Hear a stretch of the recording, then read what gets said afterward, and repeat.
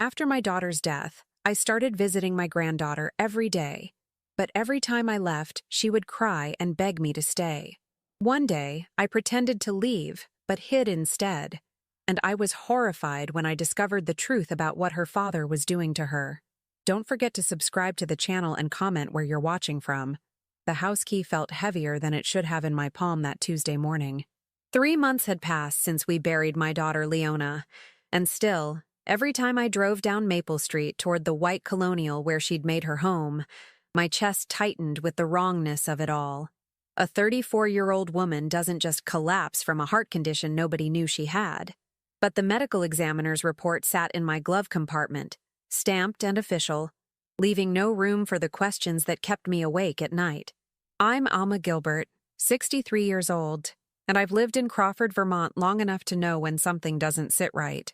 My late husband used to say I had a nose for trouble, though he meant it affectionately. 20 years of teaching middle school had sharpened my instincts for detecting what children try to hide.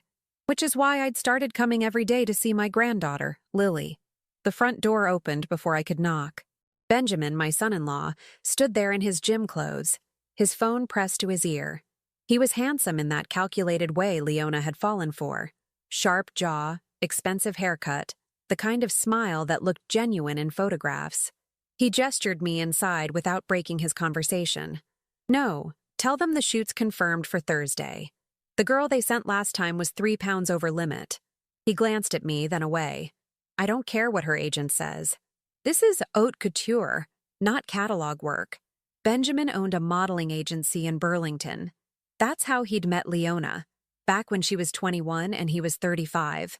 She'd been the most beautiful girl in Crawford, with eyes like lake water and hair that caught gold in the sunlight. He'd promised to make her a star. He'd succeeded, in a way. She'd done spreads for regional magazines, a few runway shows in Boston, but motherhood had changed her priorities, softened her angles. Benjamin had never quite forgiven her for that. "Grandma!"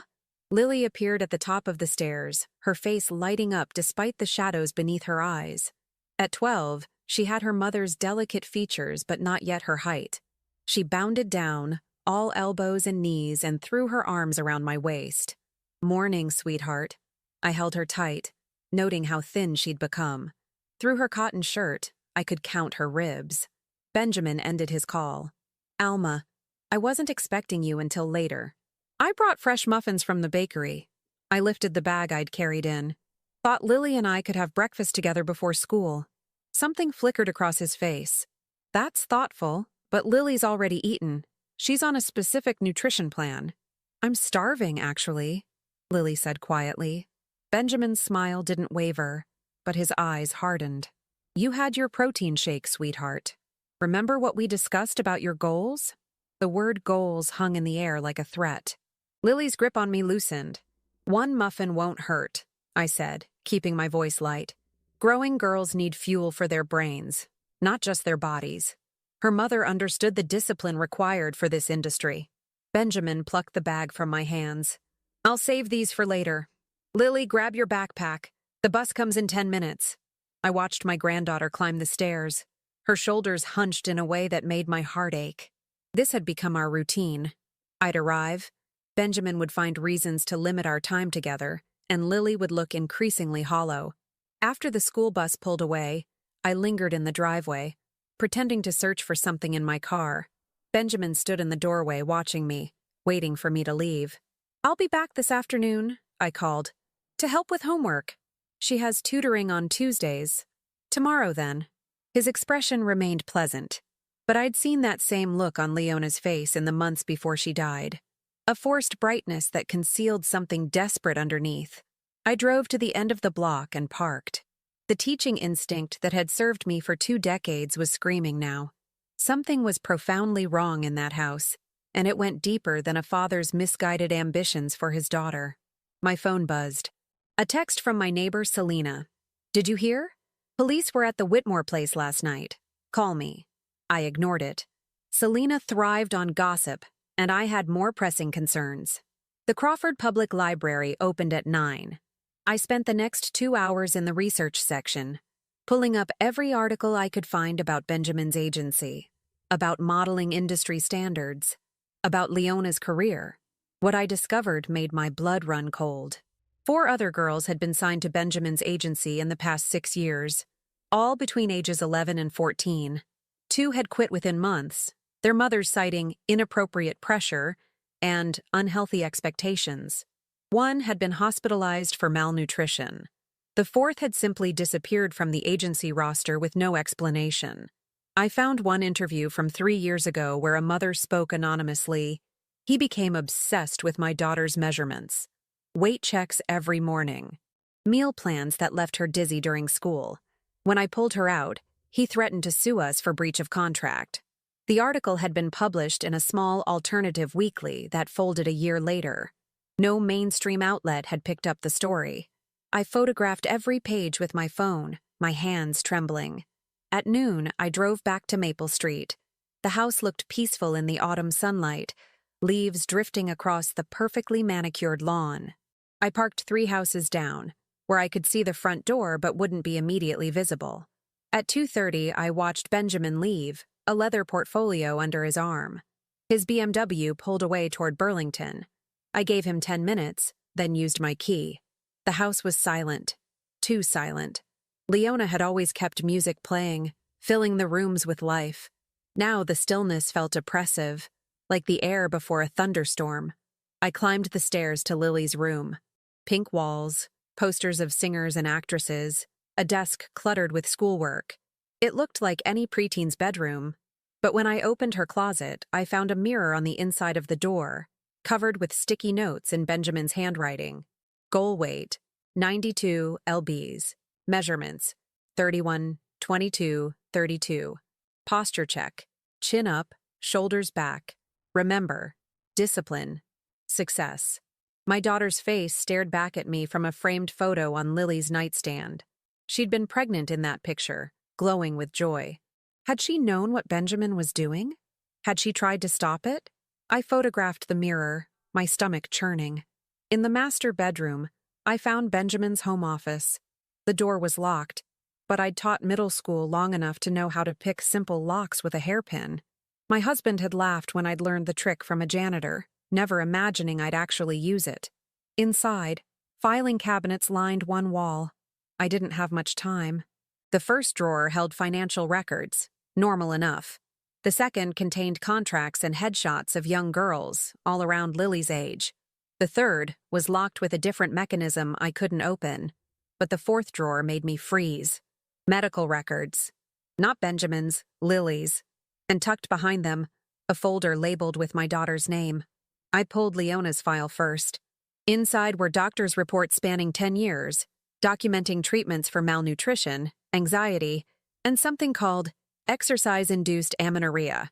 There were prescriptions for stimulants, appetite suppressants, medications I didn't recognize. The dates showed a pattern. Every time Leona gained weight or tried to quit modeling, the prescriptions increased. My vision blurred with tears. Benjamin had been controlling her body chemistry, her health, her entire existence. And he was doing the same to Lily. Her file was thinner, but already disturbing. In just 3 months since Leona's death, he'd taken her to 4 different doctors, shopping for someone who would prescribe weight management medication to a 12-year-old. 3 had refused. The 4th had written a prescription dated last week. I photographed everything, my hands shaking so badly I had to steady the phone against the desk. A car door slammed outside. I shoved the folders back, closed the drawer, and rushed to the window. Benjamin's BMW sat in the driveway. He was home 2 hours early. My heart hammered against my ribs. I closed the office door, hearing the downstairs lock turn. There was no way to reach the stairs without him seeing me. I slipped into the guest bathroom across the hall, just as his footsteps reached the landing. "Alma?" His voice carried up the stairs. "I know you're here. I saw your car at the end of the block." I held my breath, pressed against the bathroom wall. Through the crack in the door, I watched him enter his office. Seconds passed. Then he emerged, his phone in his hand, his expression cold. "I'm calling the police," he said loudly. Breaking and entering is a crime, even for family. I stepped out of the bathroom. The door was unlocked. He turned. And for just a moment, I saw the mask slip. Rage flickered across his features before the pleasant smile returned. Was it? How careless of me. He descended the stairs, and I had no choice but to follow. I think it's time we discussed boundaries, Alma. Your visits are becoming disruptive. We stood in the foyer, 2 feet apart, and I understood with crystalline clarity that this man had destroyed my daughter and was now methodically destroying my granddaughter. I'm concerned about Lily, I said carefully. She's too thin. She seems unhappy. She's training, just as her mother did. Her mother is dead. The words hung between us, sharp and terrible. Benjamin's smile never faltered. From a congenital need-a-heart condition. As you well know, the stress of motherhood and former modeling career likely contributed, according to the medical examiner. Former career you ended. She ended it herself when she chose to get pregnant. His tone remained pleasant, but his eyes were ice. I'm giving Lily the opportunities her mother abandoned. I suggest you support that, or limit your visits to times when you're specifically invited. And if I don't? He pulled out his phone and showed me the screen, a text message to his lawyer, time-stamped from 5 minutes ago.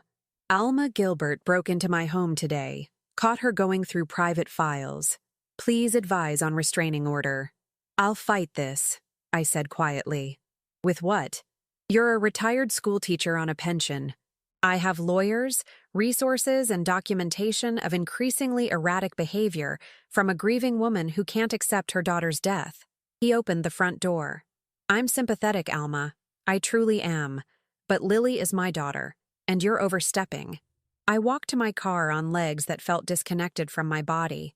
In my purse, my phone held dozens of photographs that Benjamin didn't know existed.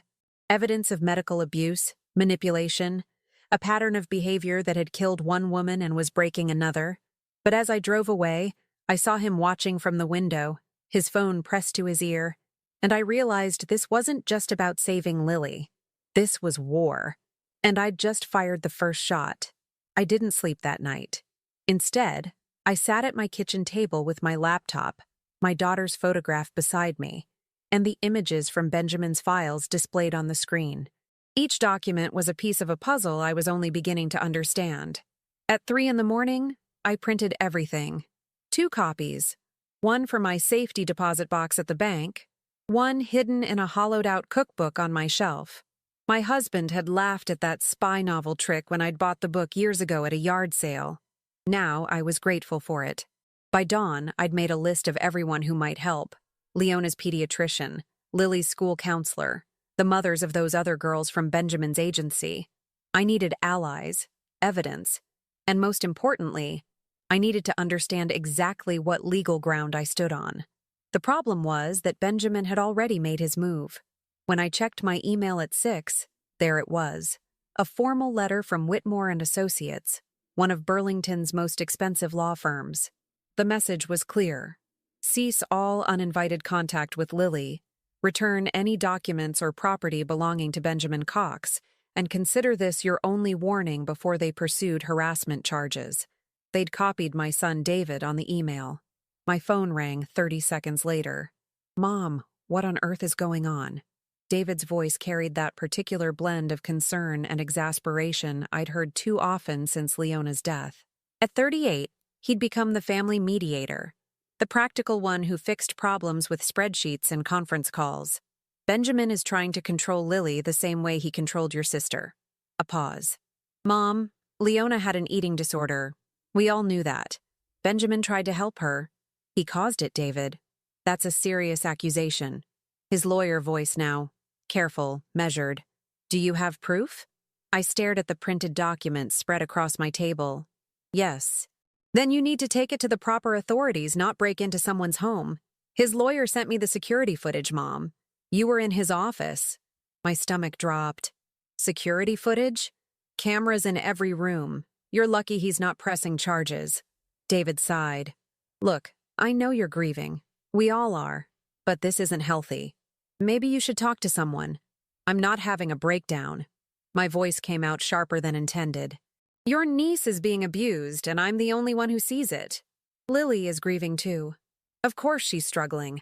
But Benjamin is her father, And unless you have actual evidence of abuse, not just suspicions, you can't make these kinds of accusations. I have medical records that you obtained illegally, which means they're inadmissible in any court. He softened his tone. Mom, please, back off before this gets worse. Let me talk to Benjamin, see if we can arrange supervised visits or family counseling, but you have to stop this investigation.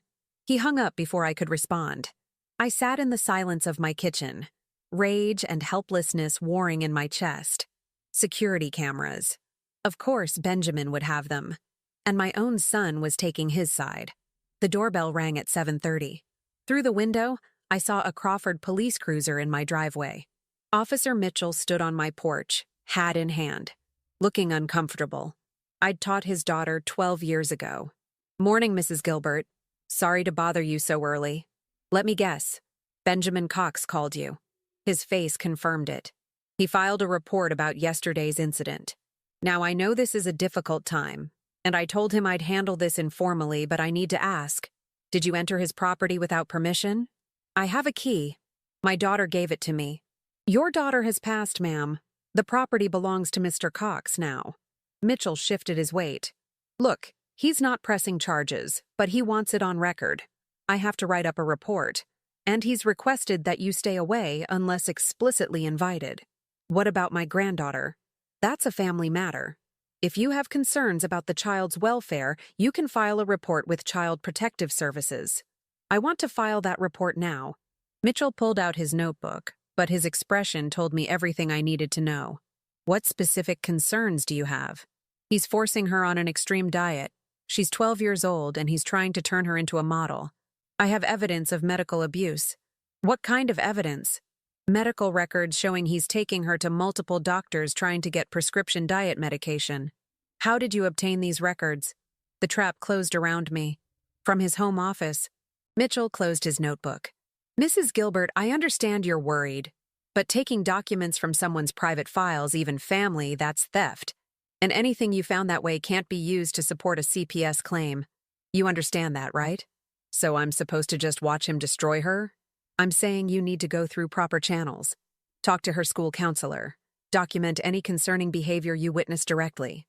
But you can't break the law to prove someone else is breaking the law. He handed me a card. This is the number for CPS. Call them if you see something specific. Bruises, her passing out, something concrete. But right now, from what you're describing, it sounds like a parent making decisions about his child's activities. That's not illegal.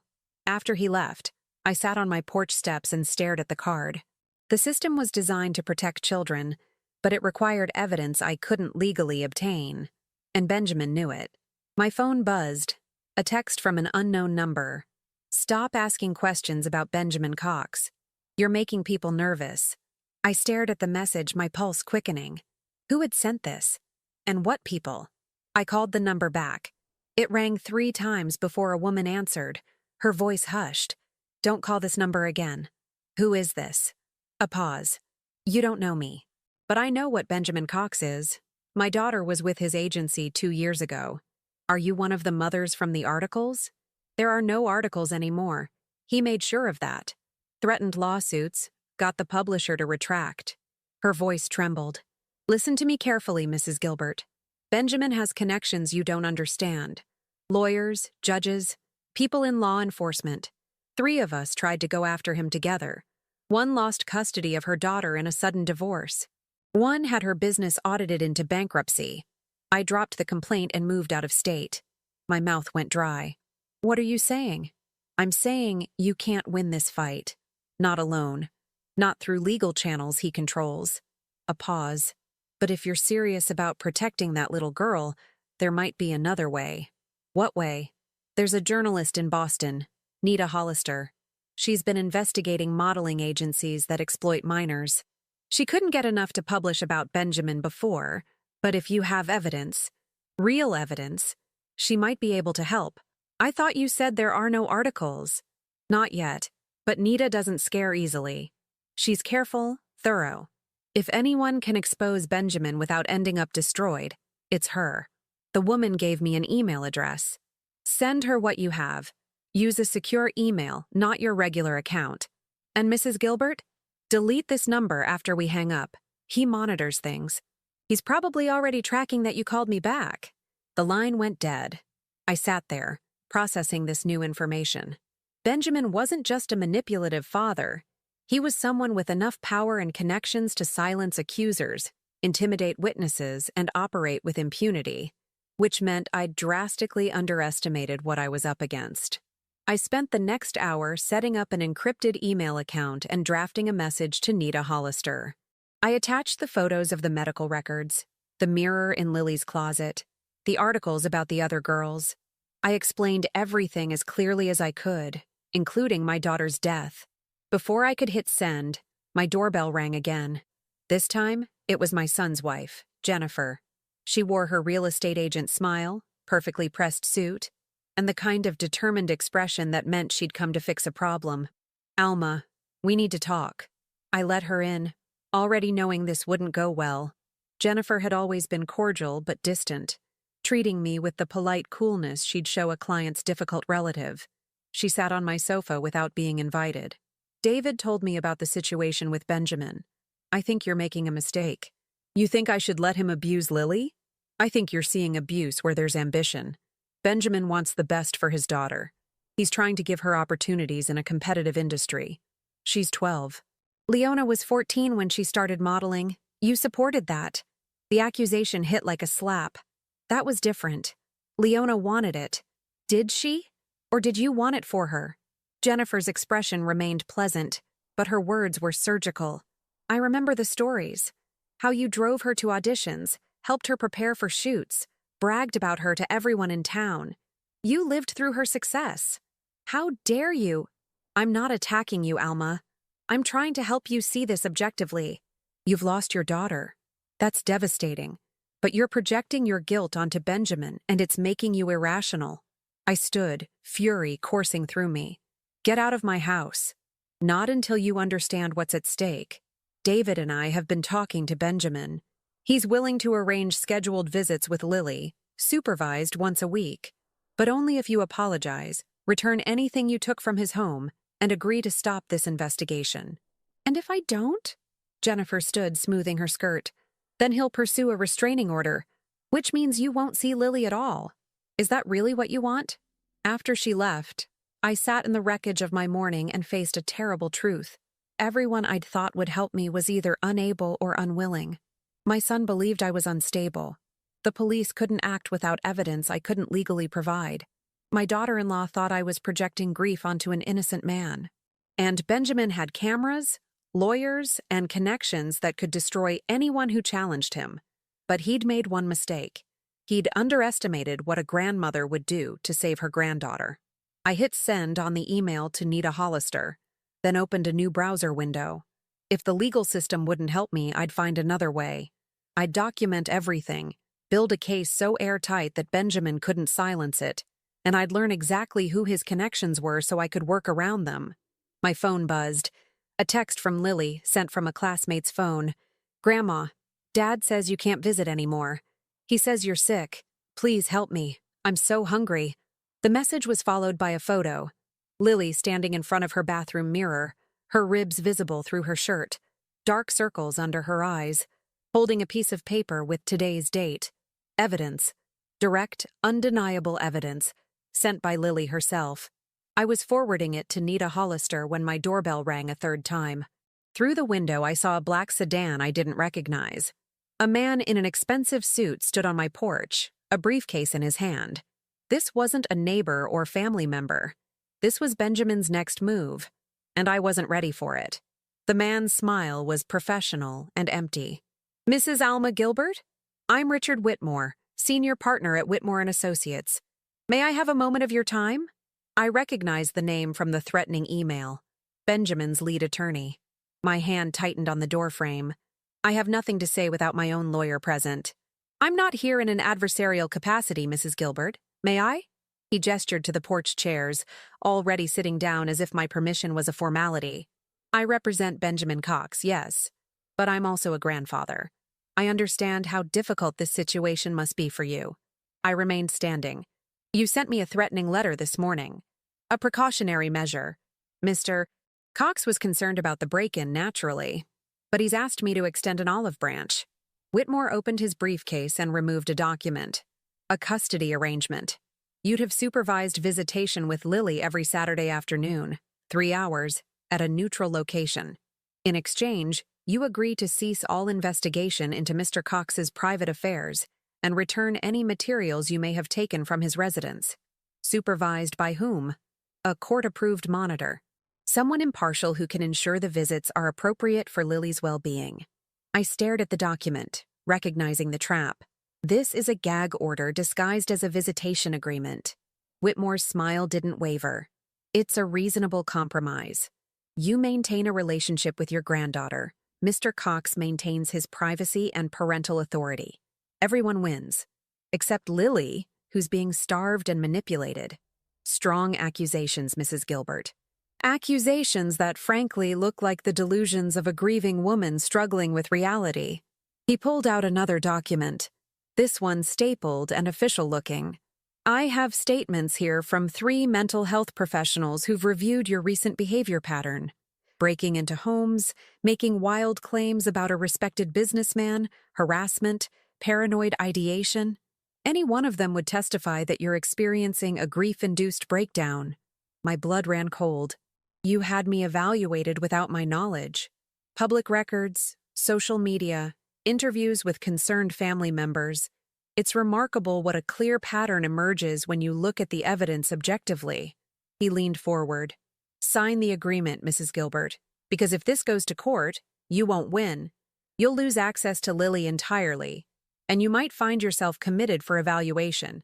That's not a threat. It's a prediction based on 30 years of family law experience. I thought of Lily's text message still on my phone, the photo of her starving body, the plea for help. I need time to consider. You have 24 hours. After that, Mr. Cox will pursue a full restraining order and seek custody evaluation based on your mental instability.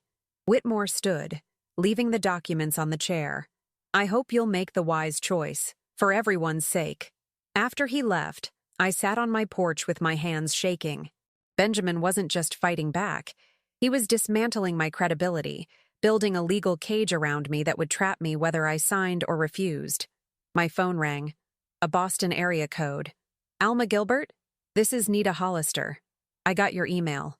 Relief flooded through me. Thank you for calling. Did you see the evidence?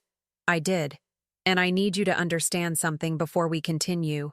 This is dangerous territory. I've been investigating Benjamin Cox for 18 months. He's clever, connected, and ruthless.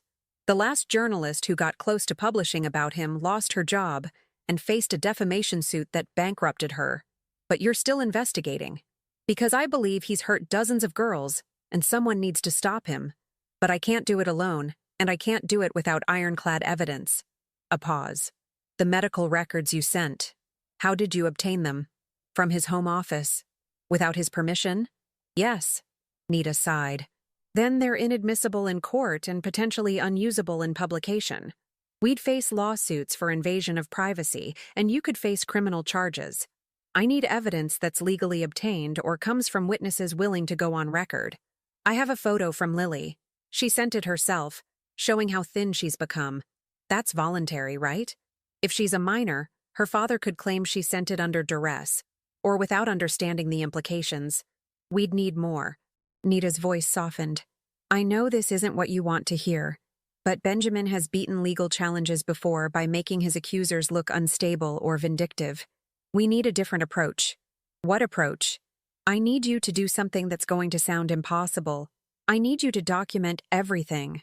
Every interaction with Lily, every conversation with Benjamin, every piece of evidence you can gather legally.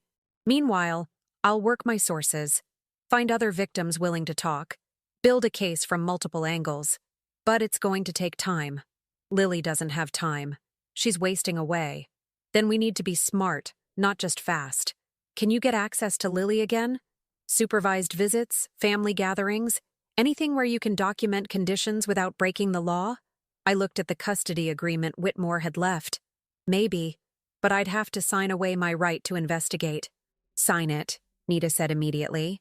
Get access to Lily. Document everything you see in those visits. Meanwhile, I'll dig into Benjamin's finances, his business connections, his past. There's always a trail with people like him. We just have to find it. After we hung up, I read through Whitmore's custody agreement with new eyes. It was restrictive, humiliating, designed to control me. But it was also access to Lily. 3 hours every Saturday where I could see her, talk to her, document her condition. I was reaching for a pen when my laptop chimed. An email notification from an address I didn't recognize. You're looking in the wrong place. Leona's death wasn't natural. Check the insurance. My hand froze. I read the message 3 times, my heart pounding. I called Nita back. I just received an anonymous email suggesting my daughter's death wasn't from natural causes. Forward it to me immediately. Don't respond to the sender. Her voice was sharp with interest. What do you know about Leona's life insurance? Just that Benjamin was the beneficiary. It's standard for spouses. How much? I pulled up the paperwork from Leona's estate, documents I'd barely glanced at in my grief. The life insurance policy made my vision blur. $2 million. My God, I whispered.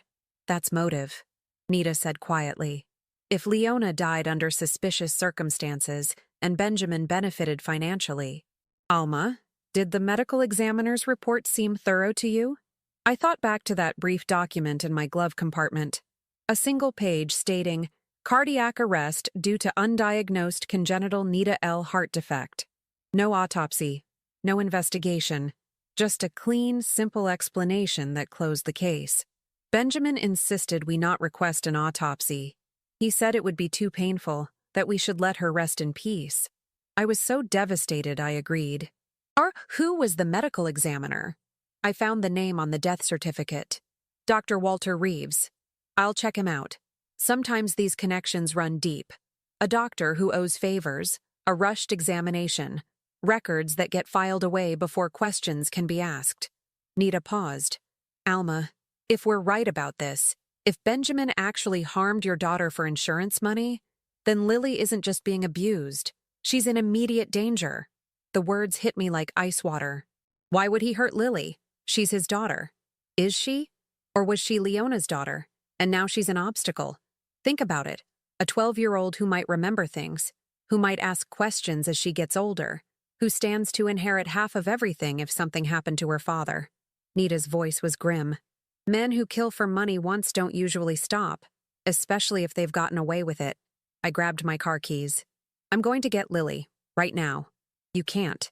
You'll lose all legal standing, and he'll have you arrested for kidnapping. You need to be strategic. My granddaughter could be living with her mother's murderer, which is why we need to prove it before we act. One wrong move, and Benjamin disappears behind his lawyers, and Lily disappears with him. Nita's voice was firm. Sign the custody agreement. Get your supervised visits. I'll expedite my investigation into Leona's death. If we can prove suspicious circumstances, we can get law enforcement involved properly. But you have to trust the process. I wanted to scream. Every instinct told me to drive to Benjamin's house, take Lily, and run. But Nita was right. That would end with me in jail and Lily still in Benjamin's control. Only now without anyone watching. I signed Whitmore's agreement with a shaking hand, then scanned and emailed it back. Within an hour, I received confirmation. My first supervised visit would be Saturday at 2 o'clock, at Crawford Community Center, monitored by a woman named Selena Reno. 3 days to wait. 3 days while Lily stayed in that house with a man who might have killed her mother. I spent those days in a fever of research. I pulled every public record I could find on Benjamin Cox. Business licenses, property records, legal filings. I found 5 shell corporations registered in his name, all with vague descriptions like talent management and media consulting. I discovered that Dr. Walter Reeves, the medical examiner who'd signed Leona's death certificate, had retired 6 months after her death and moved to Florida. His replacement told me that requesting a review of the case would require a court order based on new evidence. I tracked down 2 of the mothers whose daughters had been in Benjamin's agency. One refused to talk to me. The other, a woman named Carol Dunn, agreed to meet at a diner in Burlington. She was younger than me, maybe 50, with tired eyes and the wariness of someone who'd been hurt badly. "I can give you 10 minutes," she said. "My daughter doesn't know I'm here. She's finally starting to recover, and I won't put her through this again. I just need to understand what he did, how he operates." Carol stirred her coffee, her hands trembling slightly. "It starts innocently. He tells you your daughter has potential, real star quality. He's charming, professional. The contracts look legitimate. Then the demands begin. Weight requirements, measurements, dietary restrictions. He calls it industry standard. Makes you feel naive for questioning it. Did he ever threaten you? Not directly. That's his genius. He suggests things. It would be unfortunate if this opportunity fell through. Some parents don't have what it takes to support their child's dreams. He makes you feel like you're the problem, not him." Carol looked at me directly. When I finally pulled my daughter out, she was 90 pounds and her hair was falling out. She was 13. "Did you try to report him?" "Of course. Child Services investigated and found nothing. He'd documented everything. Meal plans approved by a nutritionist, medical checkups showing healthy development, testimonials from other clients. On paper, he was perfect. In reality, he was destroying her." "How did you stop him?" "I didn't. I ran. Moved 3 states away. Changed our phone number, started over. It was the only way." Carol stood to leave, then hesitated. "Mrs. Gilbert, I heard about your daughter. I'm sorry. But if you're thinking you can beat Benjamin Cox through legal channels, you're wrong. The only way to stop him is to expose him so publicly that even his connections can't save him. And even then, he'll try to destroy you first." After she left, I sat in the diner booth and faced the truth. Benjamin wasn't just an abuser. He was a predator who'd perfected his system over years, who'd built a fortress of legal protection and social connections that made him virtually untouchable. And I was a 63-year-old retired teacher with no legal training, dwindling family support, and evidence that might get me arrested rather than believed. But I had something Benjamin didn't expect. I had nothing left to lose, a journalist who wouldn't quit, and the absolute certainty that I'd burn my own life down before I let him destroy Lily the way he'd destroyed Leona. Saturday couldn't come fast enough. But when it did, what I found would change everything I thought I knew about my daughter's death, and make me realize that Benjamin's crimes went far deeper than I'd imagined. The Crawford Community Center smelled like old coffee and disinfectant. I arrived 15 minutes early, my purse containing a small digital recorder I'd bought that morning, voice-activated, barely larger than a lipstick case. Nita had coached me on what was legal. I could record conversations I was part of, document visible conditions, and take notes immediately after the visit. What I couldn't do was ask Lily leading questions that Benjamin's lawyers could claim were coaching her testimony. Selena Reno was already there, sitting at a table near the windows with a clipboard and the bored expression of someone who'd supervised dozens of these court-ordered visits. She was younger than I'd expected, maybe 40, with the efficient demeanor of a social worker who'd seen too much and cared too little. "Mrs. Gilbert, I'll need you to review and sign these guidelines before the minor arrives." The document was 3 pages of restrictions. No discussion of ongoing legal matters. No gifts without prior approval. No physical contact beyond brief hugs. No private conversations. Selena would remain within earshot at all times. I signed, my hand steady despite the rage burning in my chest. Benjamin arrived at exactly 2 o'clock with Lily. Through the window, I watched him lean down and say something to her before they entered. Lily's face was blank, carefully neutral, but her eyes found mine with desperate hope. She'd lost more weight. The jeans that had fit her 3 months ago now hung on her hips, held up by a belt. Her cheekbones were sharp, her wrists bird-thin. She looked like a ghost of herself. "Hey, sweetheart." I stood, aching to pull her into my arms. "Hi, Grandma." Her voice was small, uncertain. Benjamin gave Selena a warm smile. "Thank you for facilitating this. I know Alma is eager to spend quality time with her granddaughter." He turned to me, his expression pleasant. 3 hours. I'll be back at 5 sharp. After he left, Lily and I sat across from each other while Selena settled into a chair 10 feet away. close enough to hear, but pretending to read a magazine. "How are you, honey?" "Fine." The automatic response, trained into her. "School going okay?" "It's fine." I studied her face, seeing the exhaustion, the careful control. This wasn't my granddaughter. This was a child who'd learned to perform, to hide, to survive. "I brought some photos," I said, pulling out an album I'd assembled. "Remember when your mom and I went to Cape Cod that summer? You were 7. Lily's mask cracked slightly. "Mom loved the beach." "She did. She was never happier than when she was swimming." I opened the album, angling it so Selena couldn't see the note I'd tucked inside the front cover. "Nod if you're afraid of him." Lily's eyes found the note. A tiny, almost imperceptible nod. My heart clenched. I turned the page casually, revealing another note. "Can you write things down?" Another small nod. I slid the album across the table. "Why don't you look through it? Tell me if you remember any of these days." While Lily paged through the photos, I watched Selena check her phone, distracted. Lily's hand moved quickly, her finger tracing words on the condensation from her water glass on the table. I leaned forward as if looking at a photo, reading the message she'd written. "He watches everything."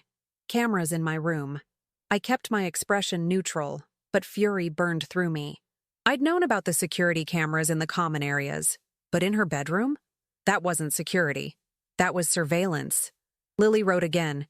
"He counts my food, weighs me every morning." "That's a beautiful picture of your mom," I said aloud, for Selena's benefit. Under my breath, barely a whisper. "I'm getting you out." Lily's eyes filled with tears. She wiped them quickly, turning another page. We spent the next hour looking through photos, and in that time, Lily managed to communicate fragments of her nightmare. She wrote on napkins I'd slip into my purse, in the margins of the photo album, in the condensation on the table that would disappear moments after I'd read them. "He says I'll be a star like Mom was supposed to be. If I gain weight, he gets angry. Not yelling. Worse. Silent. He locked the kitchen at night. I'm so hungry I can't sleep." I heard him on the phone. Something about insurance. He said, "Once the waiting period is over." That last message made my blood freeze. I'd researched enough to know that many life insurance policies had clauses about suspicious deaths, waiting periods during which payouts could be investigated or denied. Leona had been dead for 3 months. Most waiting periods were 6 months to a year. I casually checked my watch. "Sweetie, do you want to get some fresh air? We could walk around outside." Selena looked up. "The guidelines state you're to remain in the community center. There's a fenced courtyard right outside these windows. You can watch us from here." She considered, then shrugged. 10 minutes. Stay where I can see you." Outside, in the weak November sunshine, Lily hugged herself against the cold. I draped my jacket around her shoulders and felt how thin she'd become, all angles and bones. "Lily, I need you to tell me exactly what your dad said about insurance. It's important." She glanced back at Selena through the window. I wasn't supposed to hear. He was in his office, and I was getting something from Mom's room. He kept it locked, but I found where he hides the key. Her voice dropped. There were papers on his desk. Insurance forms. And he was on the phone saying something like, "The waiting period for dependent beneficiaries is shorter than spousal." I didn't understand what it meant. Dependent beneficiaries. Lily herself. My mind raced. If Benjamin had somehow caused Leona's death for the insurance money, and if he'd taken out a policy on Lily as well. Does your dad ever give you medicine? Pills, supplements, anything like that? Vitamins. And something he says helps with metabolism. He makes me take them every morning. She pulled at a thread on her sleeve. "Grandma, I found something else in Mom's room. Her diary. She hid it behind a loose board in her closet. I've been reading it at night when Dad's asleep." "What did it say?" "That she was scared of him, that he was putting things in her food, making her sick. She wrote about wanting to leave, but she was afraid he'd take me away from her." Lily's voice broke. The last entry was 2 days before she died. She wrote, "If anything happens to me, it wasn't an accident." And then it just stops. Like she didn't have time to finish. The courtyard spun around me. Leona had known. She'd been documenting his abuse, possibly his attempts to harm her, and she'd died before she could expose him. Where is the diary now? I hid it. Dad doesn't know I found Mom's secret spot. Lily looked up at me with desperate trust. You believe me, right? Everyone else thinks I'm just sad about Mom. But it's more than that. I think he killed her, Grandma. And I think I'm next. Through the window, I saw Selena stand up, checking her watch. Our time outside was up. Listen to me very carefully, I whispered urgently. You're going to go back in there and act normal. Don't let him know you're afraid. Don't tell him about the diary. Keep it hidden exactly where it is. Can you do that? She nodded, tears streaming down her face. I'm going to get you out of there, soon. But I need you to be brave a little longer. Can you be brave for me? I'm trying. But Grandma, I'm so scared. And I'm so hungry all the time. Sometimes I think about just... She stopped herself. Don't you dare think like that. You stay alive, you stay strong, and you trust that I'm coming for you. Understand? Selena knocked on the window, gesturing us back inside. The rest of the visit passed in agonizing slowness. At 5 o'clock, Benjamin returned, perfectly punctual, greeting Selena warmly and asking about the visit as if he were a concerned, caring father. It went well, Selena reported. No incidents. Mrs. Gilbert followed all guidelines. Excellent. Same time next week? He smiled at me, and I saw the challenge in his eyes. He knew these supervised visits were torture for me, seeing Lily suffer and being unable to do anything about it. I'll be here, I said evenly. After they left, Selena handed me a form to sign. You did well today, Mrs. Gilbert. Some grandparents in your situation get emotional, make scenes. It's good that you're staying controlled. I wanted to scream that control was the last thing I felt. Instead, I thanked her and walked to my car on shaking legs. I drove 3 blocks before pulling over to call Nita Hollister. Lily found Leona's diary, I said without preamble. The last entry says if anything happened to her, it wasn't an accident. And Benjamin is talking about insurance waiting periods for dependent beneficiaries. Nita was silent for a long moment. He's planning to kill her. I think so. Yes. Then we're out of time for careful investigation. We need to act now. Her voice was sharp with urgency. Can Lily get the diary to you? Not without Benjamin knowing. He watches her constantly. There are cameras in her bedroom. Then we need to get her out of that house before she can be hurt. But legally, Alma, if we accuse him of planning to murder his daughter without proof, he'll bury us. We need that diary. How am I supposed to get it? I can't go back to his house and Lily can't bring it out. Does she have school? Yes, but he drives her there and picks her up. She's never alone. Nita thought for a moment. What about the supervised visits? Could she hide it on herself? Slip it to you somehow? Selena watches everything. She'd see. Not if Lily needed to use the bathroom. Selena can't follow her in there. Next Saturday, Lily could tape the diary to her body, excuse herself to the restroom, retrieve it, and leave it for you in a bag, or that's too risky. If Benjamin searched her before the visit, then we create a situation where he can't search her. A school event, a doctor's appointment, somewhere public with witnesses. Nita paused. Or we use the fact that he's not expecting Lily to be the one gathering evidence. He thinks she's a victim he controls. We use that against him. While Nita talked through possibilities, my phone buzzed with a text from an unknown number. Another anonymous message. Check Benjamin's business account. Anderson Trust, Burlington. Ask for transaction records from June. June, the month before Leona died. Nita, I just got another anonymous tip. Someone's been feeding me information, and they know specifics about Benjamin's finances. Someone inside his operation? A former employee? Maybe. Or someone who's been watching him for the same reasons we have. I pulled back onto the road. I'm going to that bank first thing Monday morning. Be careful. If Benjamin finds out you're digging into his finances, he's planning to murder my granddaughter. I'm past careful. When I got home, there was a manila envelope taped to my front door. No return address, no postmark. Just my name written in block letters.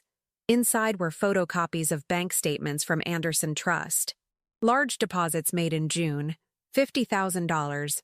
then another $75,000 a week later, both marked as consulting fees from one of Benjamin's shell corporations. But the timing was what made my hands shake. The first deposit was made 3 days after Benjamin had taken Leona to a new doctor, one who'd prescribed her medication for cardiac irregularities she'd never been diagnosed with before. The second deposit was dated 4 days before Leona died. Paperclipped to the statements was a handwritten note. He paid someone to make her death look natural. Dr. Reeves was the medical examiner, but not the one who prescribed the medication. Find Dr. Andrew Morrison. He disappeared right after Leona died. Find him, and you'll have your proof. I sat on my porch steps with the evidence in my hands, finally understanding the full scope of what Benjamin had done. He'd found a doctor willing to prescribe medication that would cause heart failure. He'd paid off the medical examiner to avoid an autopsy. He'd collected $2 million in insurance money, and now he was positioning Lily for the same fate, waiting out whatever period he needed before he could collect on her life insurance without raising suspicion. My phone rang. David's number. "Mom, we need to talk. Benjamin called me. He says you've been asking questions about his finances, harassing people who work with him. He's preparing to file for a full restraining order. David, he killed your sister." Silence. Then, "Mom, please stop. You're spiraling. These conspiracy theories, this obsession, it's not healthy. Jennifer and I think you should see someone, get some help processing your grief. I have evidence, bank records, witness statements." "Obtained how? Legally?" "Because Benjamin's lawyer says you've been stalking his clients, threatening people, stealing documents." David's voice was pained. "I love you, but I can't support this anymore. You need help, and until you get it, I think we need some distance. He's going to kill Lily. Goodbye, Mom." The line went dead.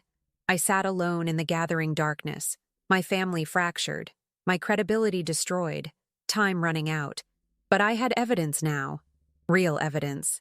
A trail of money that connected Benjamin to Leona's death.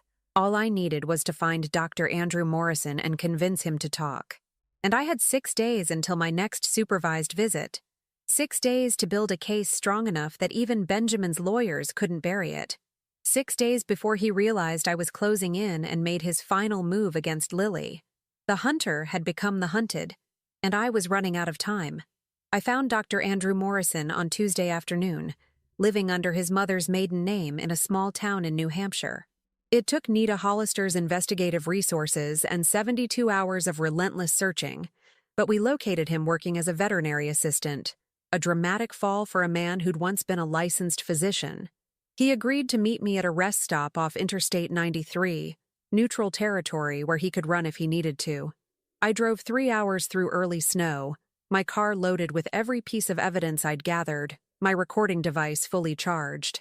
Morrison was younger than I'd expected, maybe 45, with the haunted look of a man who'd sold his soul and was still paying the price.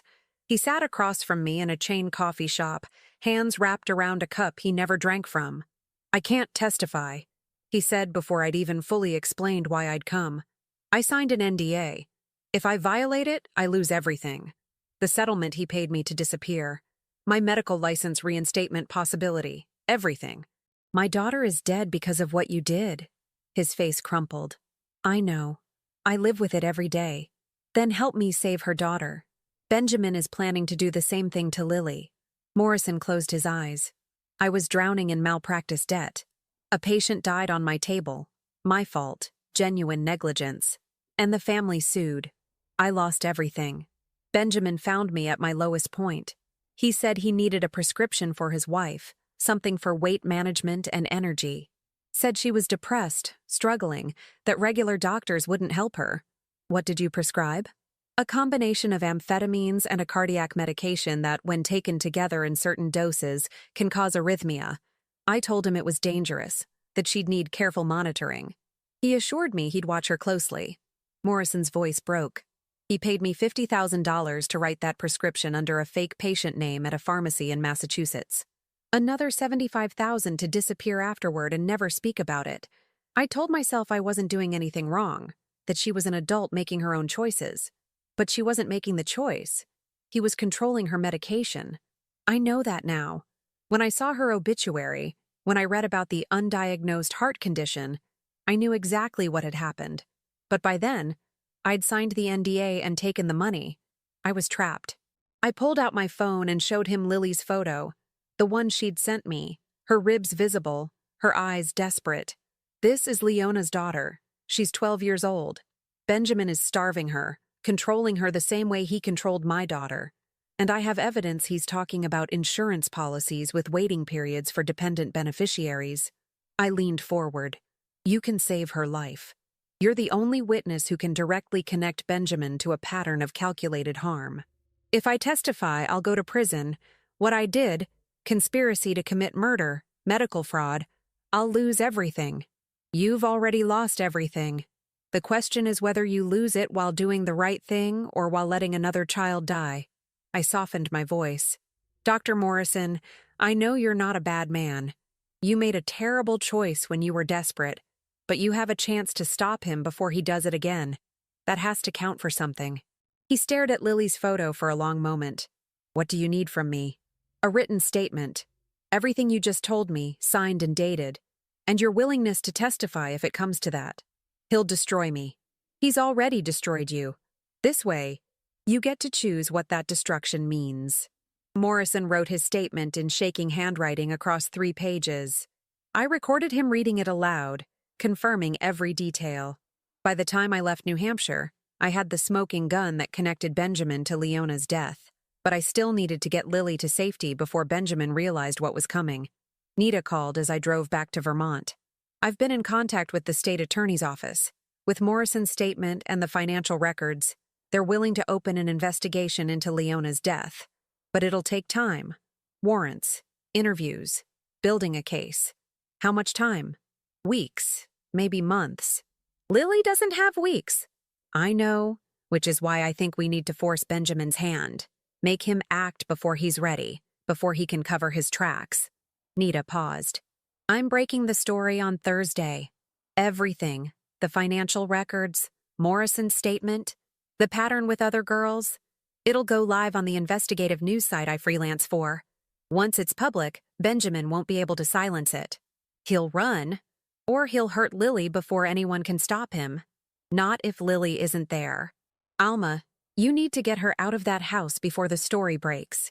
I know it means violating the custody agreement, possibly facing kidnapping charges, but I'm already planning it. The supervised visit is Saturday. I've been working on a way to get her out.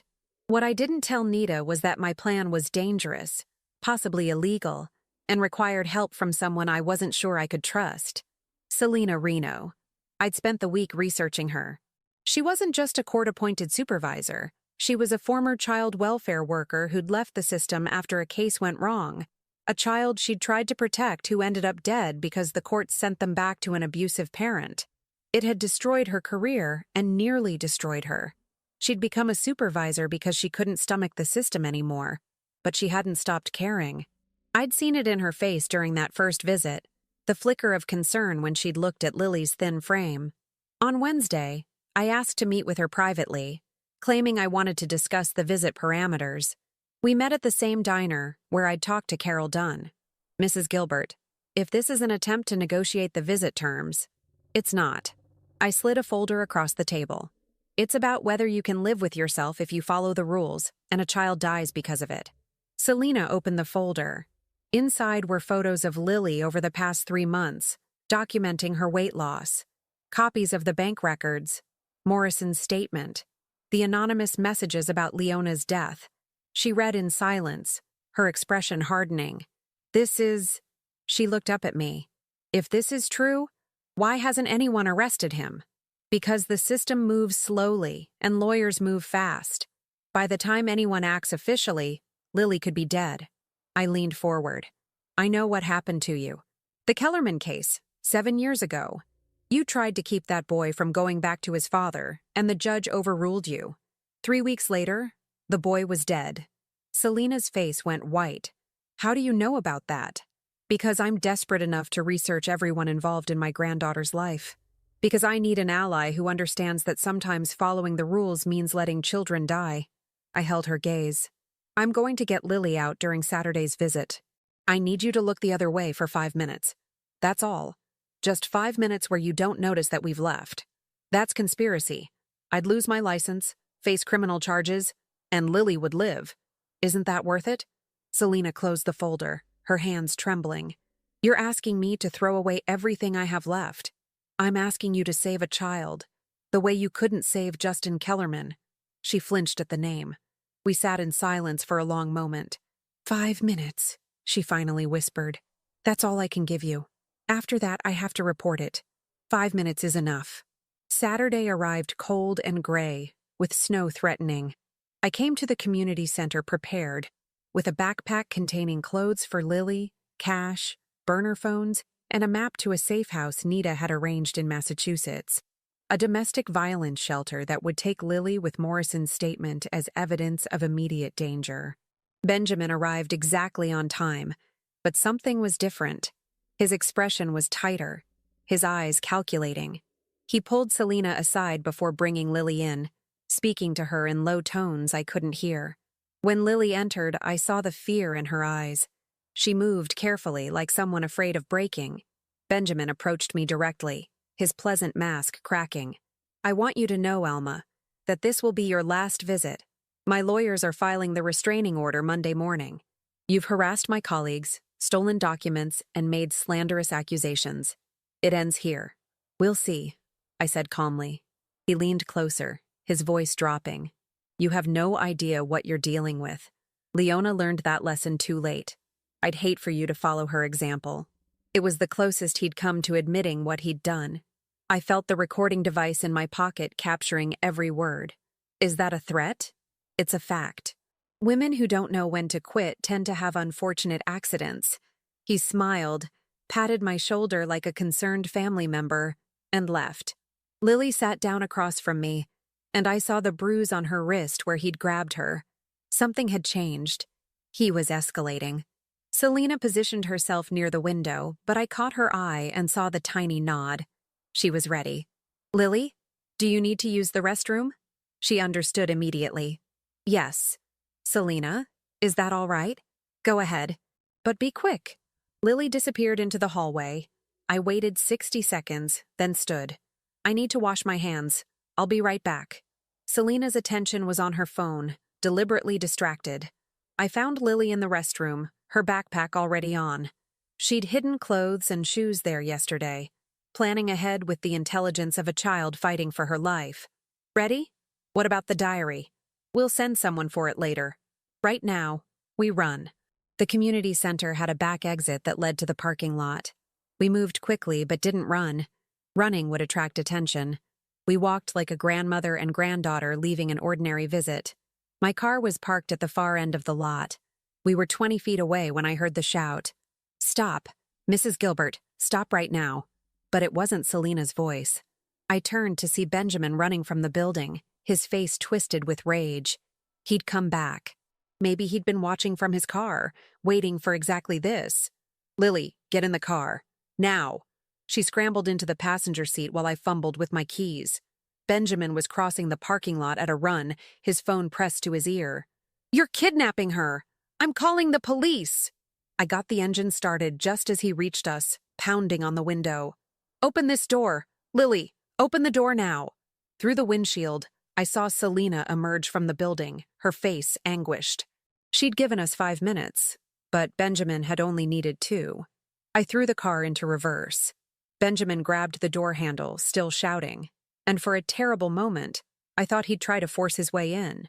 But Selena was running toward us now, and other people were emerging from the community center drawn by the commotion. Benjamin let go and stepped back, his phone still at his ear. You just destroyed yourself, Alma. The police are on their way. You won't make it 10 miles. I floored the accelerator and drove. Beside me, Lily was crying. He's right. They'll catch us. They'll make me go back. No, I said firmly, my hands steady on the wheel despite my racing heart. We're not running blind. We have evidence, witnesses, and people who are going to make sure everyone knows what he did. By Monday, the whole world will know about Benjamin Cox. My phone rang. Nita's number. The story just went live, she said without preamble. It's already being picked up by major outlets. Morrison's statement, the bank records, everything. Alma, you did it. Benjamin is calling the police. He's claiming I kidnapped Lily. Let him. By the time they sort out custody, he'll be under investigation for murder. You bought Lily time. That's what matters. I drove toward Massachusetts with my granddaughter beside me, police potentially behind us, and the truth finally, impossibly, breaking free. I'd gambled everything, my freedom, my reputation, my relationship with my son, on this moment. Now I'd find out if it was enough. We made it to the Massachusetts shelter by nightfall. The director, a woman named Carmen Rodriguez, had been briefed by Nita and was expecting us. She took one look at Lily, thin, exhausted, traumatized, and ushered us into a small private room where we'd be safe while the legal chaos sorted itself out. The police will come, Carmen said matter-of-factly. Vermont has issued an Amber Alert, but Massachusetts law gives us some protection. With the evidence of imminent danger you've provided, we can hold Lily here while the courts review the case. It won't be easy, and it won't be quick, but you bought her time. I held Lily while she cried, really cried, for the first time since Leona's funeral. All the fear and hunger and loneliness poured out of her in great, shaking sobs. I stroked her hair and whispered that she was safe now, that I wouldn't let anyone hurt her, and for the first time in months, I believed it. The police arrived 2 hours later. 2 Massachusetts state troopers, accompanied by a representative from Child Protective Services. They were professional, careful, and clearly aware they were walking into a complicated situation. Mrs. Gilbert, we need to ask you some questions about how you came to bring your granddaughter across state lines. I handed them a folder I'd prepared in advance. Everything you need is in here. Dr. Morrison's statement confessing to providing medication that killed my daughter. Bank records showing payment for that medication. Evidence of my granddaughter's systematic starvation and abuse. And recordings of Benjamin Cox threatening me today. The CPS representative, a woman named Linda Fowler, reviewed the documents with widening eyes. This is extensive. I'm a retired teacher. I know how to document evidence. The troopers exchanged glances. Mrs. Gilbert, you understand that regardless of these allegations, you technically violated a custody agreement and transported a minor without parental consent. I understand. I also understand that if I'd waited for the system to act through proper channels, my granddaughter would likely be dead.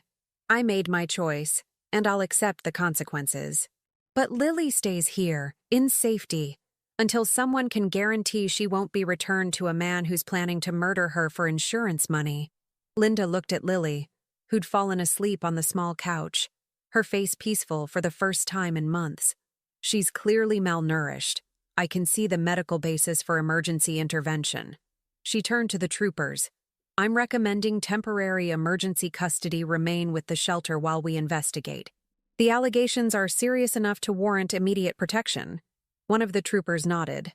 We'll need to file a report, but given the circumstances and the investigative article that just went public, I think everyone's going to want to move carefully here. Mrs. Gilbert, you'll need to remain available for questioning. I'm not going anywhere. After they left, Carmen brought me coffee and a sandwich I couldn't eat. You should sleep. Tomorrow is going to be difficult. She was right. By Sunday morning, Nita's article had exploded across social media and news outlets. Modeling agency owner accused of systematic abuse and possible murder was trending nationally. The story laid out everything: Morrison's confession, the bank records, testimony from the other mothers, and Lily's own photos showing her deterioration. Benjamin's agency was flooded with calls. 3 of his current clients withdrew their daughters immediately. 2 more came forward with their own stories of abuse and manipulation. But Benjamin wasn't going quietly. By noon, his lawyers had issued a statement calling the article a malicious fabrication by a grieving woman who has suffered a mental breakdown. They released the security footage of me in Benjamin's office, framing it as evidence of my instability. They produced statements from David and Jennifer describing my increasingly erratic behavior. The court of public opinion was split. Half saw Benjamin as a monster finally being exposed. The other half saw me as a grandmother who'd kidnapped a child based on conspiracy theories and illegally obtained evidence. The legal battle that followed consumed 3 weeks of my life. Vermont wanted me charged with custodial interference. Benjamin's lawyers argued that I'd violated the supervised visit agreement, stolen documents, and manipulated a vulnerable child. They painted me as obsessed, dangerous, and delusional. But Nita and I had prepared for this. Morrison agreed to testify, accepting that he'd face his own legal consequences. Carol Dunn and 2 other mothers came forward publicly, describing identical patterns of abuse from Benjamin. The Vermont Medical Examiner's Office, facing public scrutiny, agreed to exhume Leona's body for a proper autopsy. And Lily, with support from trauma counselors at the shelter, gave her own testimony to investigators. She described the starvation, the surveillance, the constant pressure to be thin. She told them about finding Leona's diary, about hearing Benjamin discuss insurance waiting periods, about being so hungry she'd considered ending her own life. The diary itself was recovered by police during a search of Benjamin's home. Leona's final entry, incomplete as it was, became the most powerful evidence. If anything happens to me, it wasn't an accident. The autopsy results came back 4 weeks after I'd taken Lily. Leona had died from a fatal arrhythmia consistent with the drug combination Morrison had prescribed. Her body showed signs of long-term malnutrition and traces of medication that shouldn't have been in her system. The state attorney's office announced they were opening a murder investigation.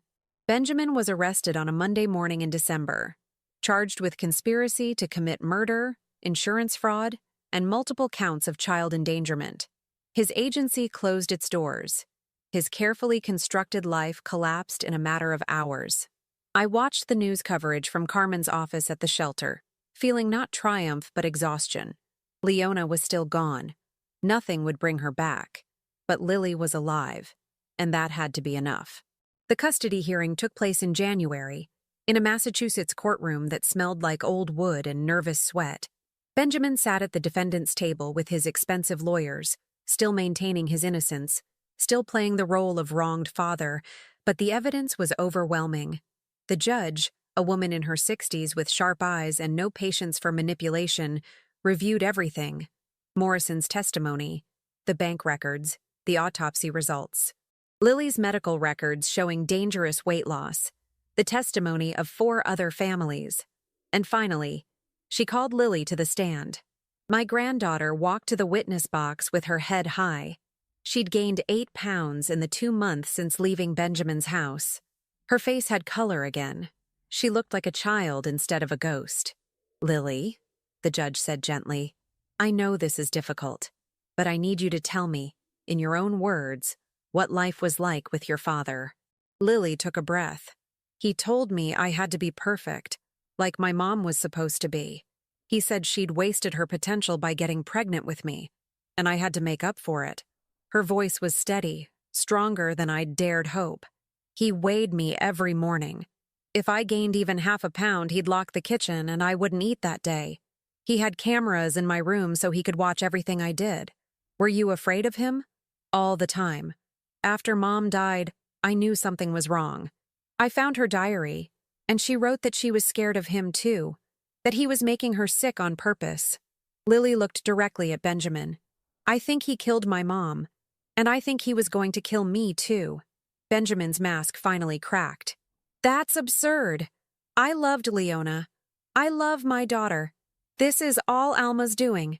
She's poisoned Lily against me, convinced her of these insane—" "Mr. Cox," the judge interrupted coldly, "you'll have your turn to speak.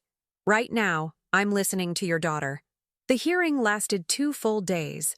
By the end, even Benjamin's lawyers looked defeated. The judge's ruling was swift and decisive. Benjamin would face criminal trial for Leona's death. In the meantime, he was denied all contact with Lily. Temporary custody was granted to me, with the understanding that Lily would continue receiving trauma counseling and medical care. "Mrs. Gilbert," the judge said, looking at me directly, "your methods were legally questionable. Under normal circumstances, you might have faced serious charges. However, given the evidence of imminent danger to the child and the subsequent validation of your concerns, this court recognizes that you acted to preserve your granddaughter's life." Sometimes justice requires us to acknowledge that the letter of the law and the spirit of protection don't always align. I stood outside the courthouse in the January cold, Lily's hand in mine, and felt the weight of 3 months finally lift. We'd won. Not easily, not cleanly, but we'd won. David was waiting by my car. I hadn't spoken to him since the day he'd told me I needed help. He looked older, tired, guilty.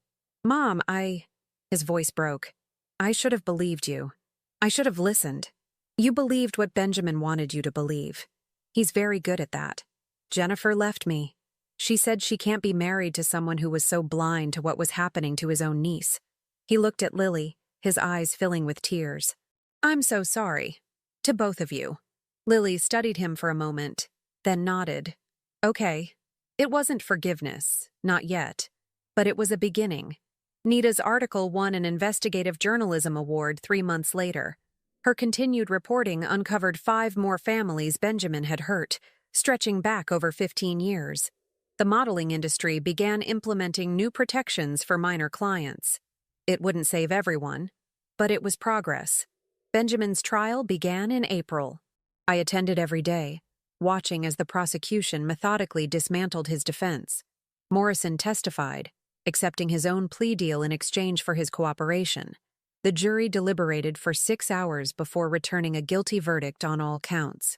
Benjamin Cox was sentenced to 30 years for Leona's murder and additional time for child endangerment and fraud. He'd be 90 years old before he was eligible for parole. I was 73 when he went to prison, sitting in the gallery with Lily beside me. She was 14 now, healthy and healing, in therapy, and slowly rebuilding her life. She'd never model. Instead, she wanted to study psychology, to help other children who'd survived what she'd survived. That night, Lily and I sat on the porch of my house, the house that had witnessed so much grief and was now, slowly, filling with something like peace. "Do you think Mom would be proud of me?" Lily asked quietly. "Your mother would be incredibly proud. You survived something that nearly destroyed you, and you came through it with your heart intact. That takes real courage. I had you. You never gave up on me, and I never will." I put my arm around her shoulders, feeling her lean into me. "You know what I've learned through all this? People underestimate older women. They see gray hair and think we're fragile, that we'll follow the rules, that we'll be intimidated by lawyers and threats and powerful men. But you weren't. No. Because I've lived long enough to know that some things are worth fighting for, worth risking everything for. And sometimes the greatest power we have is simply refusing to look away when everyone else does." Lily was quiet for a moment. "Grandma, the house Dad gave you, Mom's life insurance money, what are you going to do with it?" After Benjamin's conviction, the insurance company had paid out Leona's policy to her estate. As Lily's guardian, I managed it until she turned 18. But the house Benjamin had owned, purchased with that blood money, had been seized by the state. After legal fees and restitution, what remained had been put in trust for Lily. "That money is yours, sweetheart. For college, for your future. Whatever you want. I want to use some of it to help other kids, like me, who don't have someone fighting for them." I looked at my granddaughter, this fierce, resilient soul who'd survived so much, and saw Leona in her eyes. But I also saw something new, a strength forged in fire, a determination that came from knowing the worst the world could do and refusing to be broken by it. "Then, that's exactly what we'll do." We sat in comfortable silence as the sun set over Crawford, Vermont. The town where I'd lived my entire life, where I'd raised my children, lost my husband, buried my daughter. The town where I'd become an investigator, a fighter, a woman who'd risked everything for love. Inside the house, Leona's photographs lined the walls. Beautiful, bright, gone too soon. But beside them now were photos of Lily laughing, healthy, alive. Proof that sometimes tragedy doesn't get the final word. I was 63 years old when this nightmare began. I'd been just a retired school teacher, a grandmother with limited resources and no legal training. But I'd had something more valuable than money or power. I'd had the wisdom that comes from decades of reading people, the patience to plan carefully, and the absolute refusal to let a child suffer when I had the power to stop it. Age hadn't made me weak. It had made me dangerous. And in the end, that had been enough to save Lily's life and bring a killer to justice. The porch light flickered on as night fell, casting warm light over us both. Tomorrow would bring new challenges, therapy appointments, school meetings, the ongoing work of healing. But tonight, we were safe, we were together, and we were home. That was victory enough. Now tell me, what would you have done if you were in my place? Let me know in the comments. Thank you for watching, and don't forget to check out the video on your screen right now. I'm sure it will surprise you.